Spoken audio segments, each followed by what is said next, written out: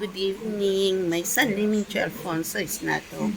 There's Lizzie Boy. May happy the retirement. And this is latest little groceries from CS Cold Storage, Great Wall City Mall, June 7, 2026. Okay? Yeah, there's some eggs. Okay? And then some pork. Apple, fruits, and some fries, shoestring fries with the chicken.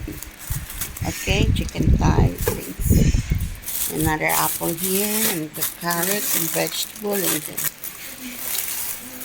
cooking oil. Okay, 2 liters cooking oil. Okay, this is only around 36 something, $36 something. May abilisin po is settled. Okay, use his debit.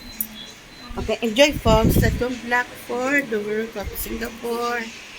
Okay, little groceries. Okay, latest.